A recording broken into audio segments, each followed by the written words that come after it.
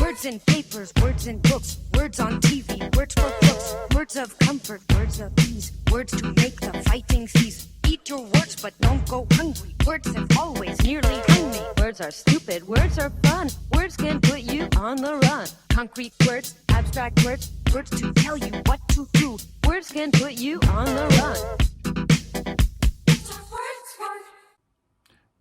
Records and police training. I want to talk about it. Anytime that there's an interaction between law enforcement and an individual, there's several records that is created from that interaction or incident.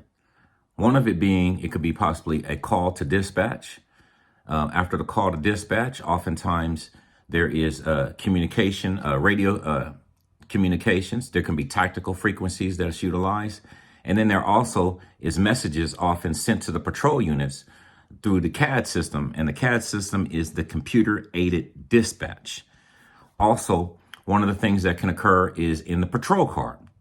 The patrol car, if it's a code 3 call that the officers are going to, then that code 3 will activate the dash cameras on the black and whites. Other records that can be made is the activation of body cameras. All the officers I know in LAPD, LA County Sheriffs, and most of the surrounding agencies are now using body cameras as well. Ring doorbells. If you're in a certain area with surveillance cameras around houses, oftentimes when I was in the airport, everything is under surveillance. So that's other cameras are things that are recording and making a record. Surveillance cameras, cell phone and video footage. In the airport, I always deal with multiple cell phones, and there's cell phones all over the place. So that's oftentimes what you'll deal with. Police reports and logs is another record. Now, when thinking about the records, it led me to start thinking about Rodney King.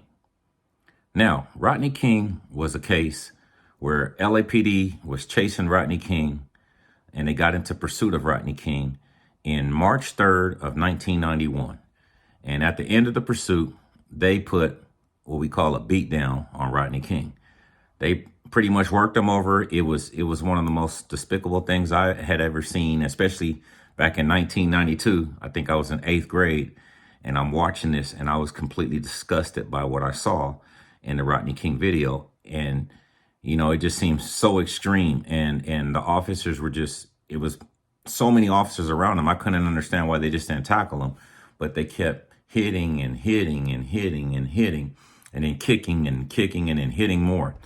So I had a great interest in it. I really took a liking to just the legal system. And a lot of this was advertised. It was shown on TV. So I watched the entire trial, and I can remember watching the defensive tactics instructor from LAPD. He gets on the stand and he looks at this video and he says, every single thing is textbook. I can remember him getting cross-examined. He's going over every single blow. And he says every single blow was textbook. And that's the way that we train the police officers. And I couldn't believe that. But then it seemed to be that was also what the jury heard. And then the jury doesn't convict these officers. And it just seemed that didn't make any sense. Logically, in the logical world, me as the layman looking at this, it made absolutely no sense. And I was pretty pissed off about it. I didn't like it at all. Now, from the legal side, you have to look at why the officers didn't get convicted. Now, here's one of the things that I noticed and why I talk about today records and training. So for 24 years, I had to go through the annual training. And every year, it's the arrest and control and defensive tactics. And through this process, you start, we get in on a mat.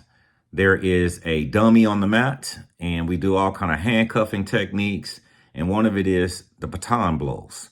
So you have to go through how to utilize the baton against this dummy that's on the ground. And it's a PR-24 baton, which is 24 inches long. And then it has, like a T-hook on it, but just half the T-hook. So you're able to hold it just like this under your forearm and then swing it. And with that, we're instructed during the class. So we pretty much get in line, and the instructors get around. They explain to everybody how to go strike the dummy. And the first thing that I noticed was they wanted us to strike it 4 times always. So the first thing I would do is go up and swing forward, swing back, swing forward, swing back. And then I would back up and say, stop resisting, stop resisting. And then I would move in again, swing forward, swing backwards, swing forwards, swing backwards, stand back, and you can say, stop resisting, stop resisting. That's exactly the way the instructors was teaching the entire class how to do it.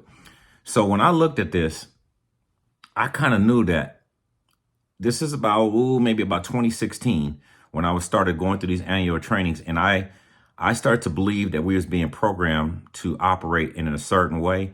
And then also that the city was teaching us how to do things without suffering any liability. So it's the way that they can teach the police officers. So as long as we do it the way they trained us, then the city will never suffer any liability. So when I start to watch this, I get in line and everybody goes along, and the various officers, they're getting corrected, maybe for something they did right or wrong. But, as long as they say they strike it 4 times, then they back up and say, stop resisting, they seem pretty good with it. So one of my observations is what I did. I walked up my first time and I hit it 8 times without saying stop resisting. And then I backed up. And I remember the sergeant saying, Roseanne, you have to hit it 4 times and then say stop resisting. We're not here working out today. So only 4 times. So I said, okay, Sarge, no problem. Then I went back the next time and I maybe hit it like 5 or 6 times. And then he said, Roseanne, I said again, do not only hit it 4 times and then say stop resisting. So the next time I go back and hit it 4 times and then say stop, and I say stop resisting, and then they're like, okay, you're good, you pass. So I said, wow. So it just got me to thinking about it. If it's my interpretation that somebody's even moving on the ground, I can go in for 4 strikes, swing through, swing back, swing through, swing back. And then even if I see him move his hand, like you saw in King's case, he even moved his hand, moved his legs. And then I would say, oh, that's a movement right there. Now I can go in there and hit it another 4 times. Now I can hit it again. Now he moved his arm. I can hit it again. That's what is really happening. So if I want to just beat and beat and beat, that can be done.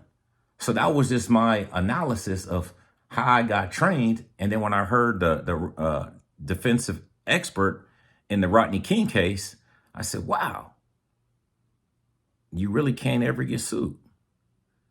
So I always thought, like, if I was in the situation, I would say, I'm not resisting.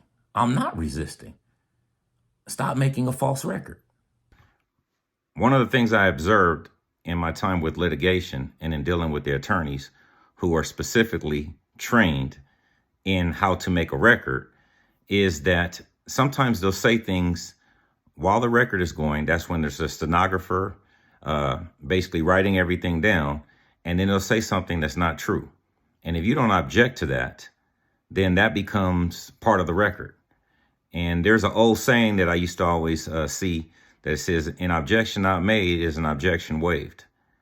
So that is so important. If someone is making a false record, I have the duty to correct the false record that's being made against myself. I think it's really, really important. I think it's super important to have clear and accurate records.